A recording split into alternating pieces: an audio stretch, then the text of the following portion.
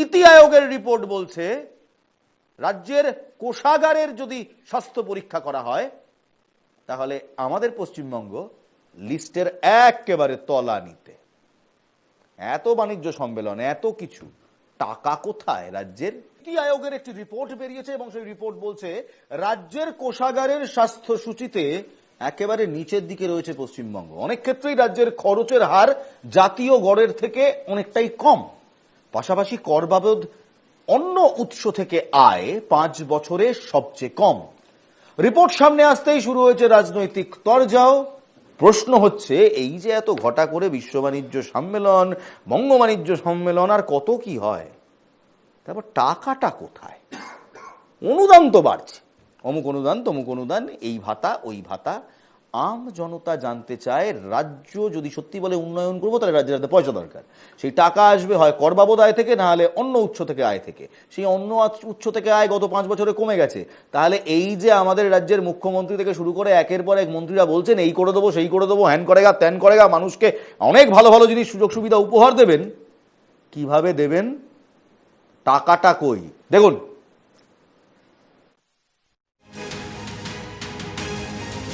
সম্প্রতি একটি রিপোর্ট প্রকাশ করেছে নীতি আয়োগ। রাজ্যের কোষাগারের স্বাস্থ্য সকল শীর্ষক এই রিপোর্টে মোট 18টি রাজ্যের কোষাগারের আয়, ব্যয় ও ঘাটতির পরিমাপে দেখা যাচ্ছে পশ্চিমবঙ্গের অবস্থান অনেকটাই নিচে। শুধু তাই নয়, আয় ও ব্যয়ের পরিসংখ্যানে লাল সংকেতে রয়েছে বাংলা। মোট 18টি রাজ্যকে এই রিপোর্টে 4টি শ্রেণীতে ভাগ করা হয়েছে। পশ্চিমবঙ্গের স্থান সেই 4র্থ শ্রেণীতেই। রিপোর্টে বলা আছে, আয় নেই বাংলার, দেনা শোধেও সমস্যা রয়েছে রাজ্যের। পরিকাঠামোয় খরচ জাতীয় গড়ের থেকে কম রাজ্যের। মূলধনী খাতে খরচও জাতীয় গড়ের থেকে কম বাংলার। রাজ্যে কর বাদে অন্য উৎস থেকে আয় 5 বছর ধরে কমেছে। অনুদানের ওপরে রাজ্যের নির্ভরশীলতা বেড়েছে। 2022-23-এ রাজ্যের জিডিপির তুলনায় ঋণের হার 38.2%। তবে আগামী দিনে নিজের অর্থনৈতিক অবস্থা বদলানোর জন্য রিপোর্টে রাজ্যকে বেশ কিছু পরামর্শ দেওয়া হয়েছে। বাংলাকে পরিকাঠামো খাতে খরচে অগ্রাধিকার বাড়াতে হবে। রাজ্যকে আইন শৃঙ্খলায় থাকতে হবে। বাংলাকে রাজস্ব আয় বাড়াতে হবে। রাজনৈতিক মহলের প্রশ্ন, তাহলে ঘটা করে বাণিজ্য সম্মেলন করে তার লাভ কি হলো? কে বলেছে এগিয়ে বাংলা?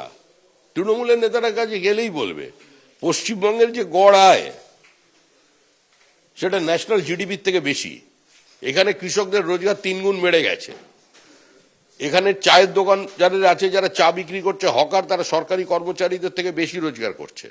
এখানে চপ একটা নির্দিষ্টভাবে নতুন শিল্পায়নের দিগন্ত খুলে দিয়েছে। তো আমরা তো এগিয়ে আছি। এইসবগুলো অপপ্রচার। আর্থিক স্বাস্থ্যের দিক থেকে শীর্ষে ওড়িশা, তারপরেই তালিকায় ছত্তিশগড়, গোয়া, ঝাড়খণ্ড, গুজরাট। তালিকায় নিচের দিকে পাঞ্জাব, অন্ধ্র, বাংলা, কেরল, হরিয়ানা রয়েছে। Bureau report, NKTV Bangla. কি কি নেই শুনবেন, কি কি নেই একেবারে এই রিপোর্ট ধরে ধরে যদি পড়ি। প্রথমেই বলা হচ্ছে, প্রথমে কয়েকটা আপনাদের তথ্য দিয়ে রাখি যে ঠিক এই রিপোর্টটা কিভাবে হয়েছিল। রাজকোষের সূচক, অর্থাৎ এই মুহূর্তে রাজ্যর বিভিন্ন রাজ্য তাদের রাজকোষে কত টাকা রয়েছে, রাজকোষের যদি অ্যাকাউন্টস চেক করে এই সূচকটি বানানো হয়েছে। এই সূচকে মোট 18টি রাজ্য পার্টিসিপেট করা হয়েছে, তাদের উপর স্ক্যানার ছিল। তার মধ্যে 3টি থেকে 4টে ক্যাটাগরি করা হয়েছে। ফার্স্ট ক্যাটাগরি, অর্থাৎ যাদের রাজকোষ অত্যন্ত ভালো, শীর্ষে রয়েছে উড়িষ্যা, বিজেপির সরকার সেখানে। দ্বিতীয় ছত্তিশগড়, গোয়া, ঝাড়খণ্ড, গুজরাট। এবং একেবারে যে তলানি কিংবা নিচের দিকে যে তালিকা, সেখানে রয়েছে পাঞ্জাব, অন্ধ্রপ্রদেশ, বাংলা, কেরল, হরিয়ানা। এই হলো গল্প। এবার বাংলায় কি কি সমস্যা? বাংলার সমস্যা হচ্ছে পরিকাঠামোয় খরচ জাতীয় গড়ের থেকে অনেকটাই কম। আয় নেই বাংলায়, দেনা শোধেও সমস্যা রয়েছে, নীতি আয়োগের রিপোর্ট যা বলছে। মূলধনী খাতে খরচ জাতীয় গড়ের থেকে কম। পরিকাঠামো খাতে খরচ বাড়াতে হবে, অনেক বাড়াতে হবে, নীতি আয়োগ বলছে। কর বাদে অন্য উৎস থেকে আয় গত 5 বছরে কমে গেছে, অর্থাৎ রাজ্যে আয় নেই। আচ্ছা, অনুদানের ওপর রাজ্যের নির্ভরশীলতা অনেক বেড়েছে। রাজ্যের নির্ভরশীলতা মানে আমার আপনার রাজ্য সাধারণ মানুষের বেড়ে তো সেই কন্যাশ্রী থেকে শুরু করে বার্ধক্য ভাতা থেকে শুরু করে একাধিক প্রকল্প, সবই তো অনুদানের প্রকল্প। খেটে খাওয়া প্রকল্প কোথায়? সামাজিক খাতে খরচ তুলনায় বেশি হলেও জাতীয় গড়ের থেকে অনেকটা কম, অর্থাৎ সোশ্যাল ডেভেলপমেন্ট, সামাজিক খাত। রাজ্যের আর্থিক শৃঙ্খলা নেই, সেই আর্থিক শৃঙ্খলায় থাকতে হবে। রাজস্বর আয় বাড়াতে হবে, অর্থাৎ রাজস্ব আয় আমরা এখানে পাচ্ছি না। কি করে পাবেন? আরে রাজস্ব আয় বাড়ানোর জন্য তো বিভিন্ন জায়গা থেকে কর নিতে হবে। ইল্লিগাল বিল্ডিং এর যদি রমরমা হয়, যেটা এখন দেখতে পাচ্ছেন, তাহলে করটা আপনি পাবেন কোথা থেকে? শুধু ইল্লিগাল বিল্ডিং, কত এখানে চোরাচালানকারী, ইল্লিগাল ব্যবসা, বকলমে ব্যবসা, কর ফাঁকি দিয়ে যে কত কিছু করে ফেলছে, সেটা তো আপনিও জানেন, আমিও জানি। কারণ কাটমানিয়ার সিন্ডিকেট রাজ চলে, এমনটা বলছে বিরোধীরা। আমি নই, আবার অনিন্দবাবু রেগে যাবেন না, বিরোধীরা বলেন। একই সঙ্গে বাংলার যে রাজস্ব আয় বাড়াতে হবে বলা হচ্ছে, তখন বলা হচ্ছে 2022-23-এ রাজ্যের জিডিপির তুলনায় ঋণের হার, জিডিপির তুলনায় ঋণের হার, অর্থাৎ একদিকে জিডিপি অন্যদিকে ক্রেডিট 38.2%। আমার প্রশ্ন অনিন্দদার কাছে, অনিন্দদা প্রায় দেউলিয়া। আমি আপনাকে বলি, আমি বলছি না, নীতি আয়োগ বলছে। নীতি আয়োগ তো শুনেছেন, জানি। আগে ছিল দুটো ট্যাক্স, একটা ভ্যাট আর একটা সার্ভিস ট্যাক্স। এখন সেটাকে মার্জ করে দিয়ে জিএসটি করেছে। জিএসটিটা কে কালেক্ট করছে? সেন্টার। তারপর শেয়ার দিচ্ছে স্টেট। না না, আসি আমি এসজিএসটিসি আর আমি জানি। সিজিএসটিসি। এবার সেটা পুরোটাই চলে যাচ্ছে সেন্টারের কাছে। তারপরে 50% যেটা আমাদের পাওয়ার কথা সেটা পাচ্ছে না অনিন্দদা। দীর্ঘ বাস্তবটা যদি না মানেন তাহলে তো আমার কিছু বলার নেই। রাজ্যের আয়টা কোথা থেকে হয়? রাজ্যের আয়টা হয় পেট্রোল থেকে খানিকটা, এক্সাইজ থেকে খানিকটা, আর রেজিস্ট্রেশন থেকে। আর তো কোনো আয় নেই। ফেডারেল স্ট্রাকচারে আপনি থেকে পুরো টাকাটা এখান থেকে জিএসটির টাকাটা নিয়ে চলে যাচ্ছেন, সেখানে গিয়ে কোনো টাকার আপনি, আজকে আমি ইনফ্রাস্ট্রাকচারের কথা বলছি না। আচ্ছা, ইনফ্রাস্ট্রাকচার ডেভেলপমেন্টের ক্ষেত্রে কেন্দ্রীয় সরকারের ভূমিকা কি? আজকে ঘাটাল মাস্টার প্ল্যানের ক্ষেত্রে কেন্দ্রীয় সরকারের ভূমিকা কি? আজকে আবাসের ক্ষেত্রে কেন্দ্রীয় সরকারের ভূমিকা কি? আজকে 100 দিনের কাজের ক্ষেত্রে কেন্দ্রীয় সরকারের ভূমিকা কি জানতে হবে। ফেডারেল স্ট্রাকচারে দাঁড়িয়ে থেকে কেন্দ্রীয়কে সরকার এই রাজ্যকে বঞ্চনা করে যাবে, আর এই আয় নীতি বলে একটা গাল গল্প দেখিয়ে দেবে, সেটা তো হতে পারে না। রিপোর্টই বলছে আপনাদের ম্যাক্সিমাম আয় আসে হচ্ছে জিএসটি থেকে। আমি তো বলছি আপনাদের ম্যাক্সিমাম আয় আসে। ওই রিপোর্টে দেখতে বলুন যে আমাদের রাজ্য থেকে কেন্দ্র সরকার কত জিএসটি নিয়ে গেছে এবং কত ফেরত দিয়েছে, এবং কয়টা ফেরত বলুন, দিতে বলুন না। এখন প্রবলেমটা কি জানেন তো? মমতা বন্দ্যোপাধ্যায় একবার বলেছিলেন যে আমি প্রথমে ভেবেছিলাম জিএসটি হলে ফেডারেল স্ট্রাকচারে ভালো হবে। সেটা ভুল হয়েছিল হয়তো, কারণ রাজ্যের আগে ভ্যাট থাকতো, সেটা রাজ্যের নিজস্ব ভ্যাট তারা নিত, তাদের একটা দায়বদ্ধতা থাকতো যে আমি এই টাকাটা কালেক্ট করেছি, আমাকে এই টাকার মধ্যে দিয়ে এই কাজগুলো করতে হবে। এখন পুরোটাই সেন্টার নিয়ে যাচ্ছে, ও ফেরত দেবে না। আর এখানকার বিজেপি যে লোকেরা আছে তারা তো উল্টোপাল্টা কথা বলবে। আর একটা কথা আমি বলি, বারবার আমি দেখেছি সিপিএম এর মতো বহু লোক এই কথাগুলো বলে যে সামাজিক প্রকল্পকে নাকি ভিক্ষা। এটা কি? একটা সামাজিক প্রকল্প আজকে কন্যাশ্রী ভিক্ষা, আচ্ছা স্যার, আজকে ভিক্ষা, আজকে যে লক্ষ্মী ভান্ডার ভিক্ষা। আচ্ছা আচ্ছা আচ্ছা, লক্ষ্মী ভান্ডার আপনাদের ভোটে, আচ্ছা অনিন্দ বাবু, লক্ষ্মীর ভান্ডার আপনাদের ভোটে জিতিয়েছে, বুঝলেন? ভোটে জেতার কথা। আরে দাঁড়ান না, মমতা বন্দ্যোপাধ্যায় বলেছিলেন, শুনুন দাদা, 2023 সালে 22শে নভেম্বর মমতা বন্দ্যোপাধ্যায় বলেছিলেন বেঙ্গল বিজনেস সামিট 3.76 লাখ কোটি টাকার ইনভেস্টমেন্ট অ্যাট্রাক্ট করবে। কোথায় ইনভেস্টমেন্ট? ইনভেস্টটা এলেই হয়ে গেল, এত কথা বলতেই পারতো না নীতি আয়োগ। সেই ইনভেস্টমেন্টটা কোথায়? না না, আগে সহজ কথা উত্তর দিন। আপনি অনেকক্ষণ আনইন্টারাপ্টেড করেছেন, কিছু বলেন। সহজ প্রশ্নের সহজ উত্তর বলুন। এই 3.76 লক্ষ কোটি টাকার একটা পয়সা, আমি আপনাকে 1 পয়সা দেখান যেটা ইনভেস্ট হয়েছে। আপনার অফিস থেকে 5 কিলোমিটারের মধ্যে ইনফোসিস কাদের জামানা? নিউটাউনে কি তৈরি? ইনফোসিস কাদের জামানা? উইপ্রো কাদের জামানা? আপনি গিয়ে দেখুন, নতুন যারা তৈরি করছে আপনি গিয়ে দেখে আসুন, নিউটাউনে যান, গিয়ে দেখে আসুন। ইনফোসিস, উইপ্রো, বুদ্ধদেব ভট্টাচার্য সময় থেকে এসেছে। আপনার সরকার, আপনার মমতা বন্দ্যোপাধ্যায় রাজ্যের মুখ্যমন্ত্রী কি এনেছেন? আমি তো বলছি আপনাকে সেমিকন্ডাক্টরে এখানে এই 3.76 লক্ষ কোটি টাকার হিসাব না দেখতে পান, হিসাব দিন।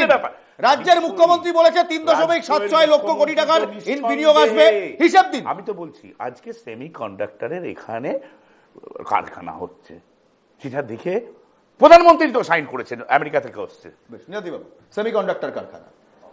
না দেখুন ইনবাস, আমি তৃণমূলকে পুরো দোষ দিতে পারি না। সমস্যাটা হচ্ছে পশ্চিমবঙ্গের রাজনীতির চরিত্রের। 1977 থেকে পশ্চিমবঙ্গে যে সরকার ছিল তারা কেন্দ্রীয় সরকারের বিরোধিতা করে গেছে, ক্রমাগত বিরোধিতা। বুদ্ধদেব ভট্টাচার্য যে পিরিয়ডটা কথা বললেন তখন সিপিএম আর কংগ্রেস একসাথে ছিল কেন্দ্রীয় সরকারে। যে মুহূর্তে সিপিএম সমর্থন উদ্র করলো তখনই দেখলেন সিঙ্গুরের প্রজেক্টটা চলে গেল, নন্দীগ্রামে বিশৃঙ্খলা হলো। অর্থাৎ কেন্দ্রীয় সরকার, রাজ্য সরকার কোনো একটা কারণে আমরা বিরোধিতা করে গেছি। উড়িষ্যা পেরেছে, আমরা পারিনি। উড়িষ্যাতেও বিরোধী সরকার ছিল, আমরা পারিনি। এই যে কেন্দ্রীয় সরকারের বিরোধিতা করার মানসিকতা, এই মানসিকতার জন্যই অনিন্দ্যদাদের স্টুডিওয় বসে বলতে হয় যে কেন্দ্রের দোষে আমরা পাচ্ছি না। এবার রাজ্যের মানুষ যদি আজ ঘুরে বলে তাহলে আপনারা তো পাচ্ছেন না, আর কেন্দ্রে তো বিজেপি থাকবে এই মুহূর্তে মনে হচ্ছে, তাহলে রাজ্যে একটা ডবল ইঞ্জিনের সরকার দরকার। তাহলে একটা ডবল ইঞ্জিনের সরকার হলে যদি শিল্পায়ন হয়, যদি রাজ্যে বিনিয়োগ বাড়ে, যদি রাজ্যে চাকরি, এটাও তো ঠিক নয়, এটা ফেডারেল স্ট্রাকচারে এটাও তো ঠিক নয়। আপনার double এক মিনিট, এক মিনিট, এক মিনিট, অনিন্দ্যবাবু, এক মিনিট। হরিয়ানা, এক মিনিট, হরিয়ানা তো আপনাদের ডবল ইঞ্জিন সরকার। অন্ধ্র আপনাদেরই, if I am not very wrong, সাপোর্টে রয়েছে, যে সরকার রয়েছে আপনাদের লিনিং টুয়ার্ডস ইউ। পাঞ্জাবে আপনারা নেই, বাংলায় আপনারা নেই, কেরলে আপনারা নেই, হরিয়ানাতে তো আপনারাই আছেন, 4 নম্বরই পড়ে আছে বাংলার পাশে। না না, ডবল ইঞ্জিন সরকার মানে কিন্তু এই তো হরিয়ানাতে আপনার ডবল ইঞ্জিন। না না না, ডবল ইঞ্জিন সরকার মানে এই নয় কিন্তু এক দলের সরকার। ডবল ইঞ্জিন সরকার মানে দুটো ইঞ্জিন একসাথে চলবে। যেমন উড়িষ্যায় তো বিজেপি ছিল না, কিন্তু উড়িষ্যার সরকার, আমি নতুন শুনলাম ডবল ইঞ্জিন মানে আমি এটাই জানতাম যে কেন্দ্রে বন্ধুত্বপূর্ণ। কিন্তু মুশকিল হচ্ছে এখানে বাম এবং অন্ধ্রতে তো আপনাদের, তাহলে আপনার কথা মতোই অন্ধ্রতে, স্যার এক মিনিট, ধরুন অন্ধ্রতে তো এই মুহূর্তে আপনার কথা মতো ডবল ইঞ্জিন মানে হচ্ছে বন্ধুত্বপরায়ণ সরকার, স্টেট এবং সেন্টারের মধ্যে বন্ধুত্ব রয়েছে। ভালো চলছে তো অন্ধ্র। কোথায় চলছে? এই তো 4 নম্বর, এই তো তলানিতে বাংলার পাশে। সবে তো দায়িত্ব পেয়েছে, তিনি সময় দিন। আজ ধরুন কাল অভিষেক বন্দ্যোপাধ্যায় রাজ্যের মুখ্যমন্ত্রী হলেন কোন দল করে, এবং সেই সরকার কেন্দ্রীয় সরকারের সাহায্য নিয়ে চলতে চাইলো, তখন দেখবেন হয়তো অন্য বাংলাদেশ। একটু মাফ করবেন, কিছু মনে করবেন, একটা চলতি ভাষায় বলছি, একটু ঝেড়ে কাশুন নাই। অভিষেক বন্দ্যোপাধ্যায় মুখ্যমন্ত্রী, অভিষেক বন্দ্যোপাধ্যায় মুখ্যমন্ত্রী মানে? আমি একটা হাইপোথেটিক্যাল সিচুয়েশন, আমি একনাথ সিন্ডের কথা বললে আপনার অসুবিধা হচ্ছে না?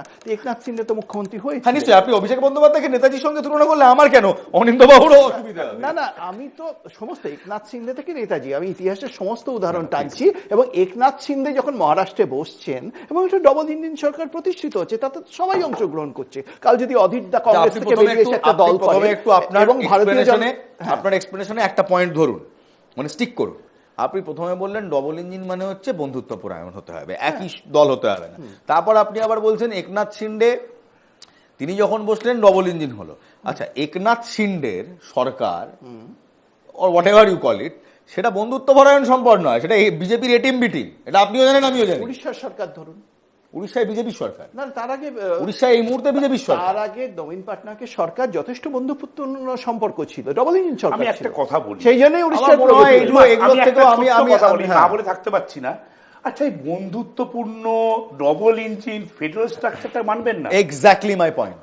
যেখানে মানুষ ভোট দিয়ে কোনো একটা রাজ্যে কোন একটা সরকার গঠন করেছে, তার মানে সেটা যদি আমার না হয়, আমার পছন্দের না হয়, বা আমার দলের না হয়, বা আমার কাজের না হয়, তাহলে সেই মানুষগুলোকে অপমান করে উড়িষ্যায় কি এতদিন বিজেপির সরকার ছিল? উড়িষ্যার র্যাঙ্কিংটা দেখুন, উড়িষ্যার র্যাঙ্কিংটা দেখুন, আমি বলি বিজেপির সরকার ছিল, এটা ডবল ইঞ্জিন সরকার। উড়িষ্যায় কি হয়েছিল, বিজেপি ছিল কি ছিল না, অভিষেক বন্দ্যোপাধ্যায় মুখ্যমন্ত্রী হন এবং প্রকৃত ডবল ইঞ্জিন সরকার প্রতিষ্ঠিত করেন, বিজেপি না হয়, আমি স্বাগত জানাবো।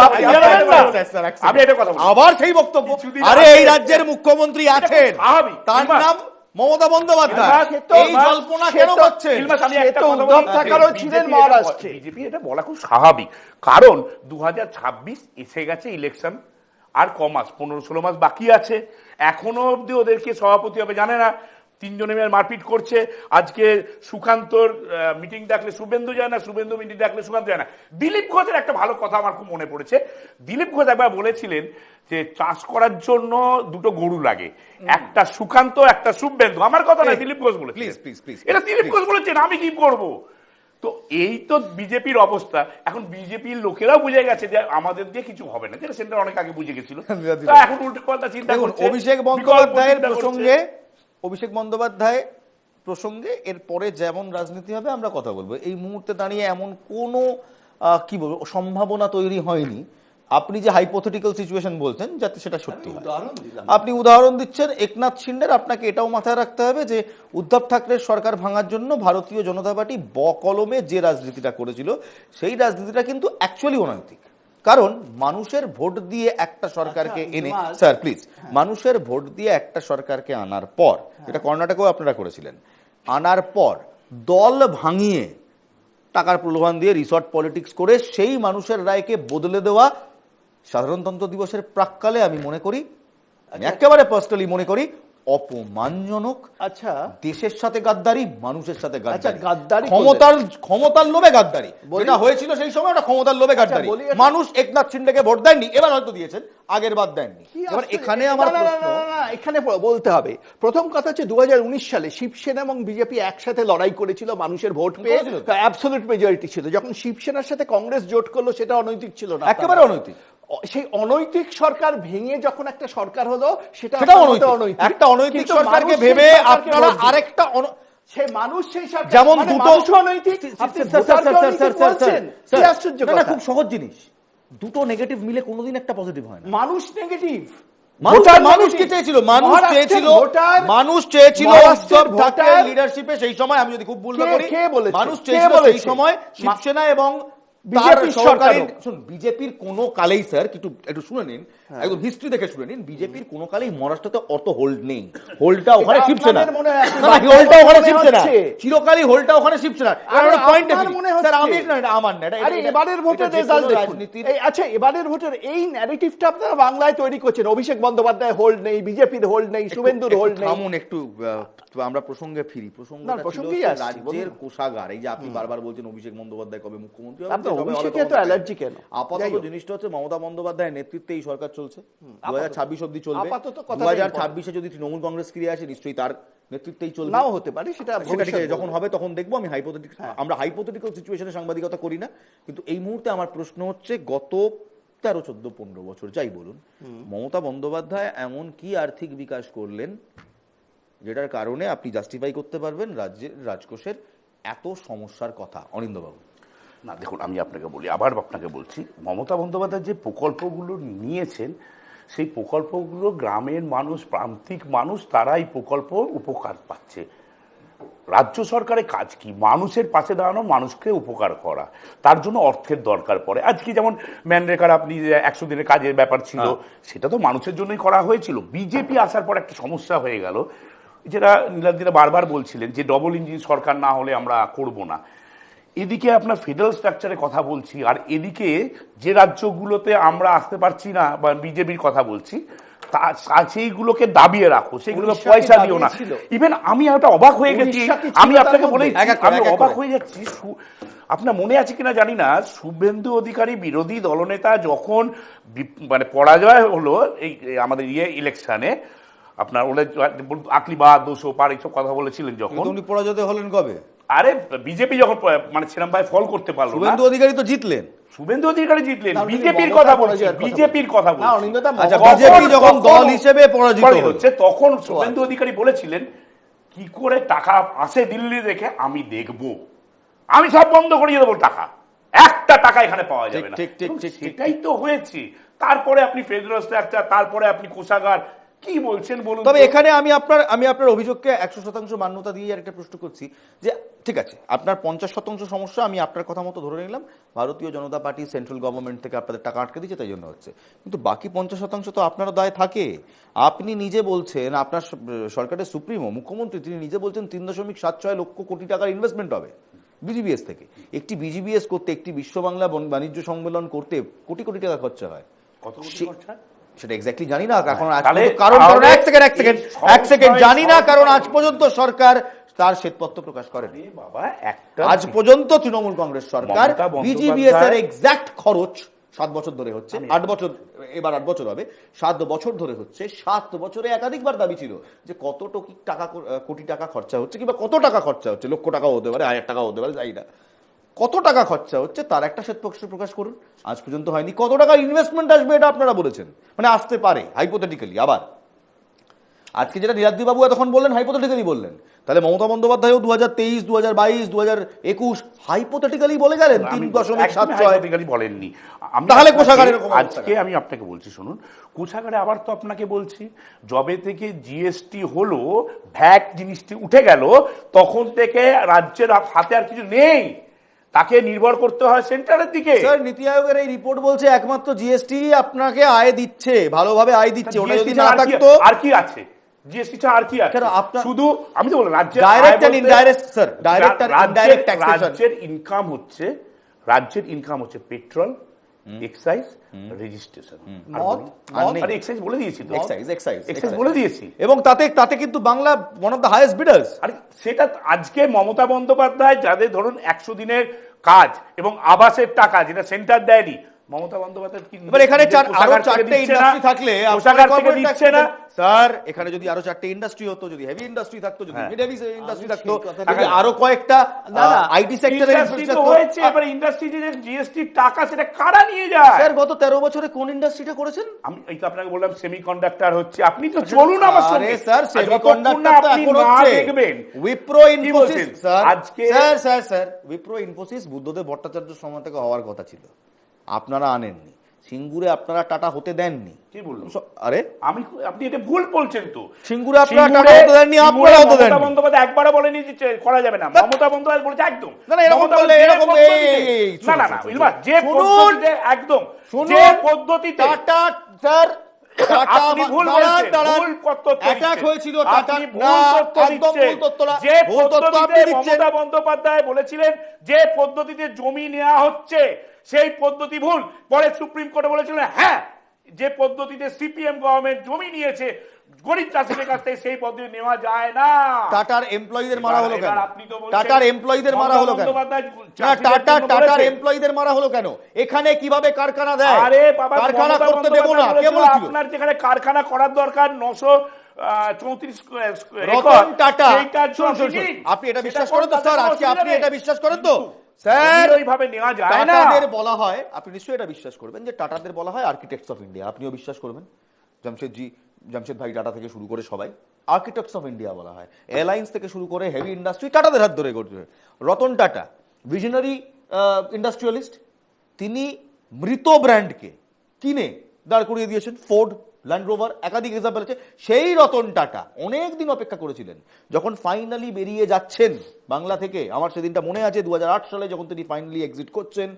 তার আগে একটি ঘটনা ঘটেছিল যেখানে এই আপনাদের কৃষি জমি বাঁচাও হোয়াটএভার ... কমিটি ছিল, যাদের ছত্রধর মাহাতো, শশধর মাহাতো, একাধিক, যাদের পরে আপনারাই আবার মাওবাদী বললেন, তারা অ্যাটাক করেছিল টাটার এমপ্লয়ীদের সেই ফ্যাক্টরিতে। এইভাবে আপনি মমতা বন্দ্যোপাধ্যায়ের সমালোচনা করতে চাইছেন এখানে, বুঝতে পারছি, কিন্তু করবো না। পুরো দোষটা দেওয়া যায় না। আসলে সমস্যাটা অন্য জায়গায় ছিল। টাটা প্রকল্প সেই সময় এসেছিল, ব্যাপারটা বুঝুন, যখন সিপিএম কংগ্রেসের সাথে যৌথভাবে সেন্টারে ক্ষমতায় ছিল। নিউক্লিয়ার ডিল হলো, বামফ্রন্ট বেরিয়ে এলো, মমতা ঢুকলেন। ঠিক সেই সময় রতন টাটা সিদ্ধান্ত নিলেন পশ্চিমবঙ্গ থেকে সরে যাবেন। অর্থাৎ পশ্চিমবঙ্গে যতদিন ডবল ইঞ্জিনের সরকার, কিছুদিন চলছিল, প্রচুর বিনিয়োগ আসছিল, অথচ যখন ডবল ইঞ্জিন সরকার ভেঙে গেল, এবার আপনি ফেডারেল নন ফেডারেল আমার সময় একেবারে শেষ। এরপর সুপার প্রাইম টাইমে একের পর এক দিনের সেরা বাছাই করা খবরগুলো দেখবেন, কিন্তু তার আগে একটা কথা শুনে যান। এই রাজ্যের কোষাগার কোনো মন্ত্রীর নয়, এই রাজ্যের কোষাগার আপনার। এই রাজ্যের টাকা মানে আপনার টাকা। এই কোষাগারের আপনি অতটাই কাস্টোডিয়ান যতটা কোনো নেতা কিংবা কোনো মন্ত্রী হয়। তাই আপনার কোষাগারে, আপনার ব্যাংক অ্যাকাউন্টে, নিজের সেভিংস অ্যাকাউন্টে টাকা না থাকলে যেমন আপনি জিজ্ঞেস করেন কেন নেই, আপনার ইনভেস্টমেন্ট রিটার্ন না দিলে আপনি ঠিক যেমন জিজ্ঞেস করে কেন রিটার্ন দিচ্ছেন না, তেমন রাজ্যের কোষাগারে টাকা না থাকলে আপনি জিজ্ঞেস করুন যে কেন টাকা নেই। কারণ এখানে টাকা থাকলে আপনার উন্নয়ন হবে, আপনার সামাজিক প্রকল্পে আয় হবে, ব্যয় হবে। তবে সেটাই যদি না থাকে, টাকা যদি না থাকে, হবেটা কি করে? প্রশ্ন রেখে শেষ করলাম। আগামীকাল সাধারণতন্ত্র দিবস। সুস্থ থাকুন, ভালো থাকুন, জয় হিন্দ।